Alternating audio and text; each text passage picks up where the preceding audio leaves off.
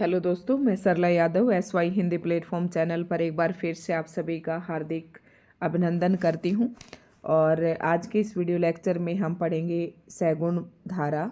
जैसे कि आप सभी को पता है कि हमने भक्ति काल शुरू किया हुआ है और उसी के संदर्भ में सैगुण भक्ति उद्भव एवं विकास ये आज की वीडियो में हम पढ़ने वाले हैं।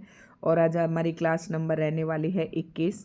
और अभी तक जो 20 क्लासेस हैं इनमें मैंने आदिकाल संपूर्ण करवा दिया है और एक दो क्लासेस जो हैं मैंने भक्ति काल की भी डाल दी हैं।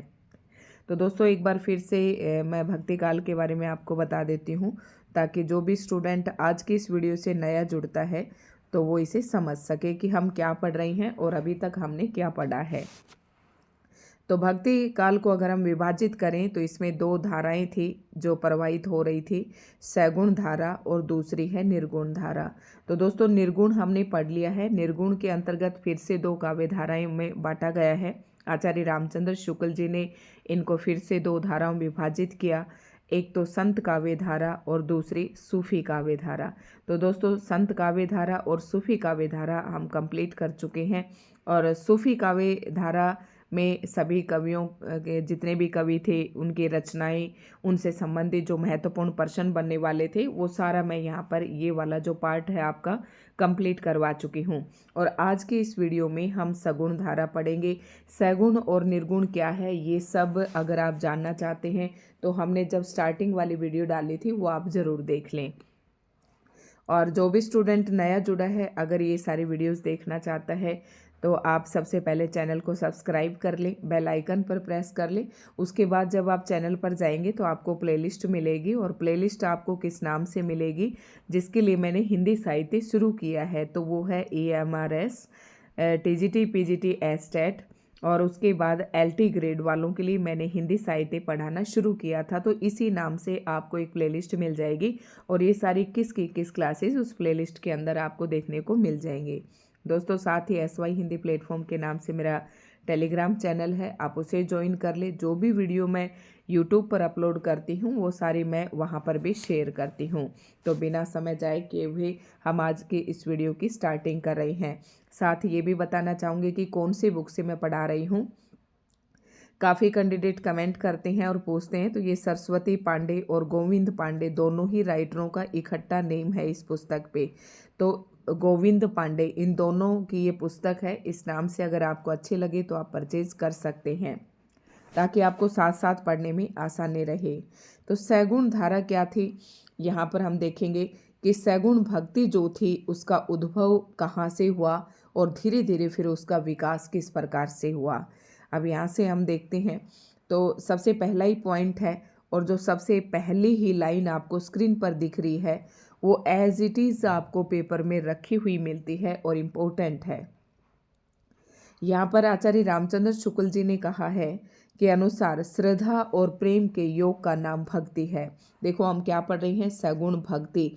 तो ये जो भक्ति क्या चीज़ है इसके बारे में रामचंद्र शुक्ल जी ने कहा है कि जो मनुष्य की श्रद्धा होती है जिसमें, और जिससे श्रद्धा भी है और साथ में उस चीज़ से प्रेम भी है, तो वही क्या है, भक्ति है। ये कथन आपको याद रखना है। भक्ति साहित्य में प्रस्थानत्री उपनिषद, गीता तथा ब्रह्मसूत्र को कहा गया है। इसमें एक प्रस्थानत्री नाम आया है भक्ति साहित्य के अंदर। तो भक्ति साहित्य में प्रस्थानत्री किस किस को कहा गया है, उपनिषद, गीता और ब्रह्मसूत्र, ये 3 ग्रंथ है जिनको मिलाकर किसका नाम दिया गया है, प्रस्थानत्री। नारद भक्ति सूत्र में भक्ति के 11। अब एक और इम्पोर्टेंट बात आती है जहाँ पर हमें भक्ति धारा के बारे में देखने को मिलता है और वो ग्रंथ है नारद भक्ति सूत्र।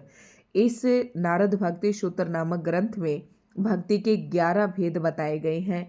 कि देखो रामचंद्र शुक्ल जी तो कहते हैं श्रद्धा और प्रेम का योग ही भक्ति है। उसके बाद नारद सूत्र नामक जो ग्रंथ है उसमें भक्ति के 11 रूप बताए गए हैं। और जो हम लोग भी भक्ति करते हैं तो आप भी अब समझेंगे कि किस प्रकार की भक्ति होती है। इसमें देखते हैं कि 11 कौन कौन से भेद बताए हैं। नंबर 1 गुण महात्म्य शक्ति, रूपा शक्ति, पूजा शक्ति, स्मरणा शक्ति, दास्या शक्ति, सख्या शक्ति। अब इनको आप देखो, एक तो नाम स्मरण करना, एक पूजा करना, एक रूप पर आशिक्त होना, एक गुणों का महात्म्य सुनकर उसकी तरफ भक्ति की तरफ वो होना। दूसरा है दास्य भक्ति जैसे कि तुलसीदास जी जो है राम का अपने आप को राम का दास स्वीकार करते हैं, तो उनकी भक्ति दास्य भक्ति है। उसके बाद सख्या भक्ति, तो इसमें जो है आपका सूरदास जी की भक्ति आ सकती है, मीरा की भक्ति आप ले सकते हैं। कांता शक्ति, वात्सल्य शक्ति, आत्मनिवेदनात्मक शक्ति, तन्मयता शक्ति और परम विरहा शक्ति। तो ये 11 जो है यहाँ पर शक्ति है, शक्ति भक्ति नहीं है, सॉरी अगर मैंने कहीं पर भक्ति भी पढ़ा हो तो ये शक्ति है। यानी कि ये 11 भेद बताए गए हैं किसके, भक्ति के, और किस में बताए गए, नारद भक्ति सूत्र नामक ग्रंथ में। अब हम पढ़ रहे हैं कि जो सगुण भक्ति धारा है वो कहाँ से आई, उसका उद्भव किस प्रकार से हुआ, ये आपको ध्यान से पढ़ता है। भागवत पुराण में, ये देखो भागवत गीता नहीं है, भागवत पुराण है, इसमें थोड़ा सा आपको ध्यान देना है। कई बार ऑप्शन में भागवत पुराण और ऑप्शन में भागवत गीता भी दे देते हैं, तो आपको याद रखना है कि वो बात भागवत गीता में कही गई है या भागवत पुराण में। तो भागवत पुराण में नवधा भक्ति का उल्लेख मिलता है। अब आपसे पूछ ले कि नारद भक्ति सूत्र में भक्ति के कितने भेद हैं, तो 11 हैं, ये 11 आपने पढ़ लिए होंगे। उसके बाद भागवत पुराण में भक्ति कितनी प्रकार की भक्तियों का उल्लेख किया गया है, तो 9 भक्ति के 9 रूपों का उल्लेख है जो निम्नलिखित है, जैसे कि श्रवण, कीर्तन, स्मरण, पाद सेवन, पाद मतलब पैरों की सेवा करना, अर्चन, वंदन, दास्य, सखे और आत्मनिवेदन। साखे, आत्मनिवेदन, दास्य, ये तो सारे पहले वाले में ही मिल रहे हैं। और पाद सेवन, इसका एग्जाम्पल मैं आपको देती हूँ, जैसे कि रामायण के अंदर भरत ने किया था, अपने राम के चरण पादुकाएं सिर पर रख कर लेकर गए थे और उनसे राज्य चलाया था, तो वो भी एक तरीके की भक्ति थी। तो यहाँ पर आपको याद रखना है कि भागवत पुराण में नवदा भक्ति का उल्लेख है, ये पॉइंट यहाँ से इम्पोर्टेंट बनता है। और इन शब्दों के अर्थ शायद आप सभी समझ गए होंगे। अर्चना करना, वंदना करना, अपना दास समझना प्रभु का, आत्मनिवेदन मतलब सब कुछ अपना आत्मनिवेदन करना, समर्पित कर देना, और ये साखे भाव सखी के तरीके से, कीर्तन के तरीके से भक्ति करना, याद करना, पाद सेवन मैंने आपको बताया, श्रवण और सुनना, जैसे कि भजन वगैरह हम सुनते हैं। अगला पॉइंट है वैष्णव धर्म में सर्वप्रथम भागवत धर्म आता है। भागवत धर्म के बाद क्रमशः सातवत, पंचरात्र तथा नारायणी धर्म का उदय होता है। ये बस आपको सगुण धारा तक पहुंचने के लिए ये सब बातें जाननी है कि सबसे पहले हमारे पास हम एक वैष्णव धर्म देखते हैं भक्ति काल के अंदर, और एक शैव धर्म, 2 धर्म की चर्चा होती है। तो वैष्णव धर्म कहाँ से आया, सर्वप्रथम भागवत धर्म से आता है। और भागवत धर्म के बाद क्रम से कौन सा आया, सातवत, पंचरात्र तथा नारायणी धर्म का उदय होता है। तो ये क्रम है थोड़ा सा, वैसे यहाँ से प्रश्न पूछा नहीं जाता है। सातवत धर्म के प्रवर्तक कौन है, अब आपसे पूछा जाए तो सातवत धर्म के प्रवर्तक वासुदेव माने जाते हैं। और 5 रात्र में, रात्र शब्द का अर्थ ज्ञान है, रात्र शब्द का अर्थ ज्ञान है, परम तत्व, मुक्ति, भुक्ति, योग तथा विषय, इन 5 विध ज्ञान वचन को ही 5 रात्र धर्म कहते हैं। अभी आपको यहाँ पर आया, सातवत जो है ये सत्य धर्म है, 5 रात्र जो है इसमें रात्र शब्द का अर्थ ज्ञान है कि आप समझे, 5 का मतलब 5, वो कौन कौन से हैं, एक तो परम तत्व, एक मुक्ति, एक दूसरा भुक्ति जिसे भोग, और योग और विषय, यानी कि विषय ये संसार सारा जो विषय साधनाओं में लीन रहता है। तो ये 5 रात्र धर्म कहे गए हैं। उसके बाद देखते हैं आगे है वैष्णव धर्म का जो उदय है। वैष्णव भक्ति का उदय कहाँ से हुआ, अब आपको ये भी बात पता होना चाहिए कि जो वैष्णव भक्ति आई, 2 तरह की भक्ति मैंने बताई, शैव भक्ति और वैष्णव भक्ति। तो वैष्णव भक्ति का जो उदय है वो दक्षिण भारत में हुआ। दक्षिण भारत से ही सैगुण भक्ति की उत्पत्ति स्वीकार की जाती है।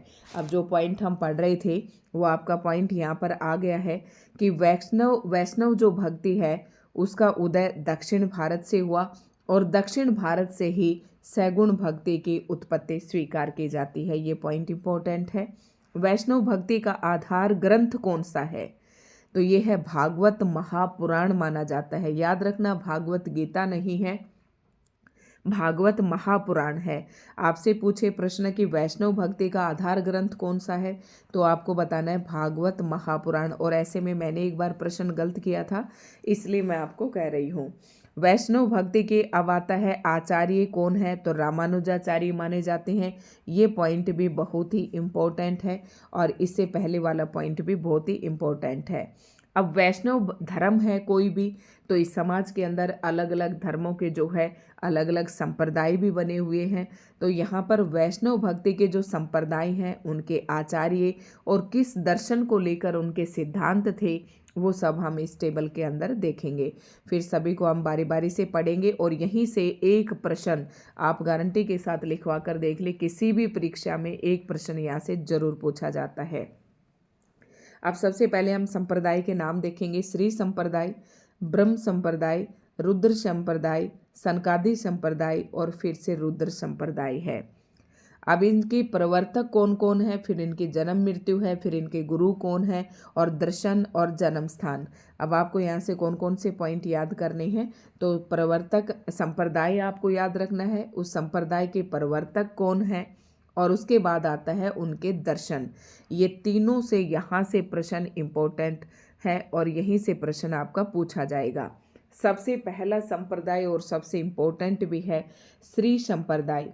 श्री, इसके प्रवर्तक हैं रामानुजाचार्य। यही वैष्णव भक्ति के प्रवर्तक भी माने जाते हैं और इनका जन्म अगर आप देखना चाहें तो देख सकते हैं।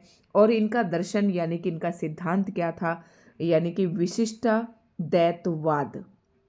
द्वैतवाद, विशिष्टा यानी कि ये अपने ईश्वर को सबसे विशिष्ट मानते थे और वही एक ईश्वर भी था, एक ही था।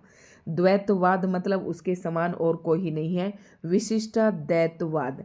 अब आपसे प्रश्न में यही पूछा जाएगा कि श्री रामानुजाचार्य का सिद्धांत कौन सा है या दर्शन क्या है, तो आपको बताना है कि विशिष्टा द्वैतवाद। ये प्रश्न पूछा जाता है, इसके ट्रिक बना ले, श्री राम विशिष्ट है। ये मैंने ट्रिक बना रखी थी, श्री राम विशिष्ट है, तो आपको अपने आप याद आ जाएगा। उसके बाद है ब्रह्म संप्रदाय और इसमें के प्रवर्तक जो है मध्वाचार्य हैं और मध्वाचार्य का जो दर्शन था वो द्वैतवाद था। द्वैतवाद, इसमें मध्य में केवल ब्रह्म, मध्य द्वैत, ऐसे याद कर सकते हैं आप।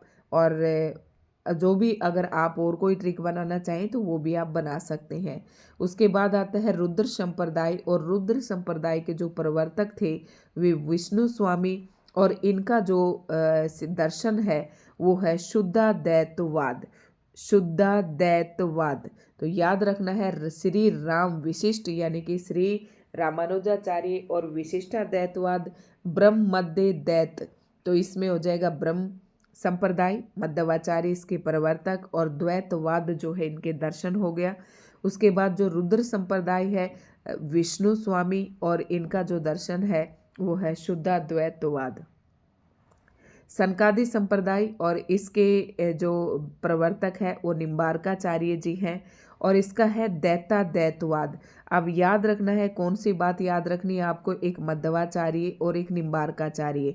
यहाँ पर दो चार्य हैं, मध्य में मध्य के साथ द्वैतवाद है और निम्बार्काचार्य के साथ दैताद्वैतवाद है। इस तरीके से याद रखना चाहिए। और जो हमारे रुद्र और विष्णु है वो बिल्कुल शुद्ध है। इस तरीके से आप ट्रिक बनाकर इसे याद कर सकते हैं। एक रुद्र संप्रदाय और है, इसके वल्लभाचार्य भी इसी के प्रवर्तक थे। इसका जो है ये विष्णु स्वामी के गुरु थे, तो देखो इसी से रिलेटेड होगा ही होगा। जब ये विष्णु स्वामी इनके गुरु हैं, ये शिष्य है, तो सेम संप्रदाय है इनका, ठीक है, याद रखना है।